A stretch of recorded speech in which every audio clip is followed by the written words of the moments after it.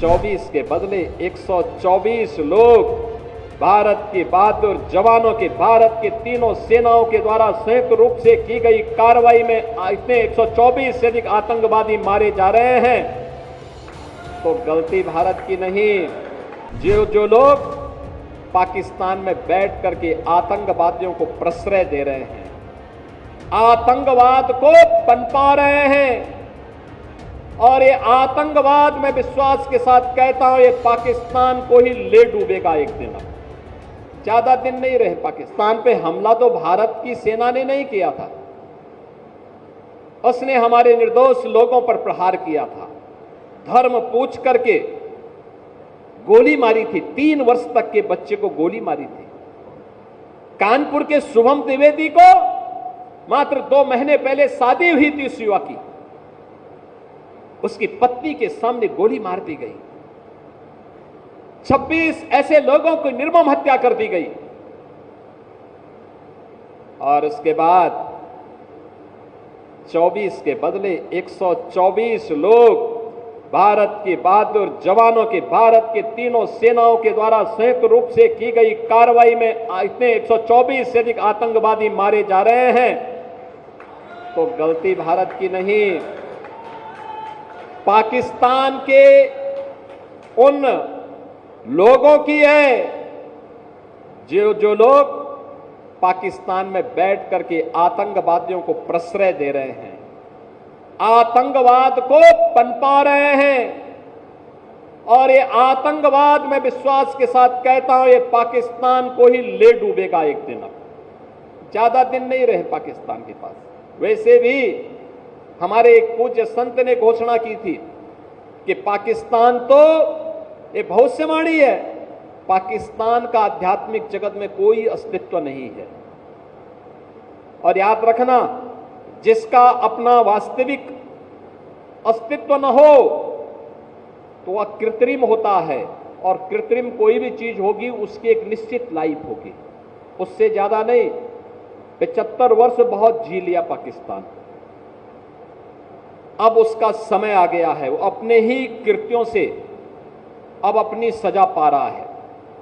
लेकिन आज भारत के बहादुर जवान जिस मजबूती के साथ पाकिस्तान को उसका जवाब दे रहे हैं, हर भारतवासी को अपनी सेना की यूनिफॉर्म पर, रक्षा बलों के अपने बलों पर के जवानों पर गौरव की अनुभूति करनी चाहिए।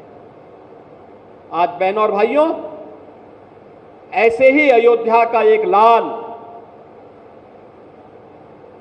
भारत के पूर्वोत्तर राज्य की सीमा पर रक्षा करते हुए शहीद हुआ है। मैं इस अवसर पर श्री शशांक तिवारी, जो लेफ्टिनेंट के रूप में वहां पर कार्य कर रहे थे, भारतीय सेना के जवान थे, उनकी शहादत को नमन करते हुए विनम्र श्रद्धांजलि अर्पित करता हूं और परिवारजनों के प्रति अपनी संवेदना भी व्यक्त करता हूं। हमारी सरकार ने तय किया कि हमारी सेना हो या अर्धसेना, देश की सुरक्षा के लिए या आंतरिक सुरक्षा के लिए जो भी जवान शहीद होगा, सेना अर्धसेना बल के लोग तो उस परिवार को सहयोग करेंगे ही, हम राज्य सरकार की तरफ से भी उस परिवार को 50 लाख रुपए की नगद सहायता देते हैं। परिवार के एक सदस्य को सरकारी नौकरी भी देते हैं, और साथ साथ उस जवान की स्मृति को बनाए रखने के लिए स्मारक का निर्माण भी हम लोग करते हैं। भाइयों, हमें इस बात को याद रखना होगा कि सनातन धर्म के कारण ही हमारा वजूद है, हमारा अस्तित्व है। हम सब कुछ स्वीकार करेंगे, लेकिन अपने देश और अपने धर्म के खिलाफ कुछ भी स्वीकार नहीं करेंगे। यह हमारा संकल्प होना चाहिए। श्री राम जन्मभूमि, श्री हनुमानगढ़ी, हमारे पूज्य संतों के आश्रम, हमारे मठ मंदिर, हमारे पूज्य संतजन, इस सनातन धर्म के स्तंभ हैं, सनातन धर्म के आधार हैं। इनका सम्मान होना चाहिए। इनकी गरिमा और इनके गौरव के विरुद्ध कोई भी आचरण स्वीकार्य नहीं होना चाहिए। और इसीलिए डबल इंजन की भारतीय जनता पार्टी की सरकार पूरे देश के अंदर विकास को विरासत के साथ जोड़ करके कार्य कर रही है।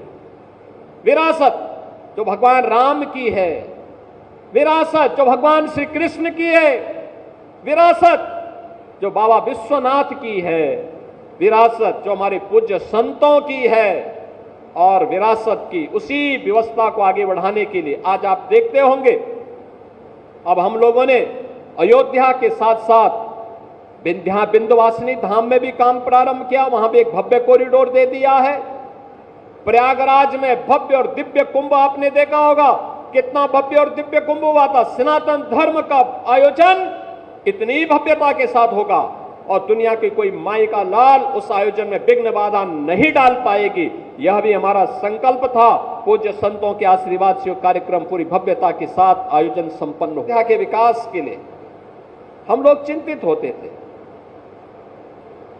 गोरखपीठ का अयोध्या से संबंध आज से नहीं, 3 पीढ़ी से अयोध्या आते थे।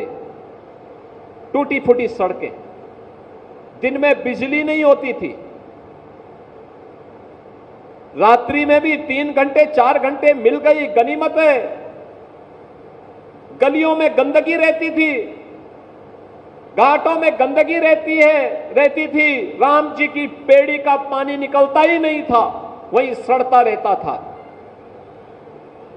और अव्यवस्था का आलम इस कदर था, हर दूसरे दिन कर्फ्यू बंद, अव्यवस्था, सरकार के स्तर पर अपमानित करने की कार्रवाई, लगातार प्रताड़ना की कार्रवाई। अयोध्या एक गुमनाम सिटी के रूप में अपने अस्तित्व के लिए जूझ रही थी। आज ऐसा नहीं है। याद करिए, जब पहली बार हम लोगों ने अयोध्या धाम में 2017 में दीपोत्सव के कार्यक्रम के साथ हम जुड़ने के लिए आए थे।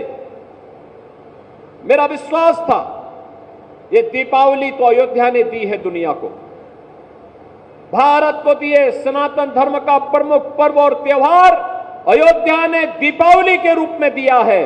और भगवान श्री राम ने विजयादशमी का पर्व भी लंका विजय के उपलक्ष्य में इसी अयोध्या की देन है। तो लोग जब बोलते थे कैसे होगा, हमने कहा होगा। अयोध्या का वैभव आएगा, जरूर आएगा, कोई रोक नहीं पाएगा।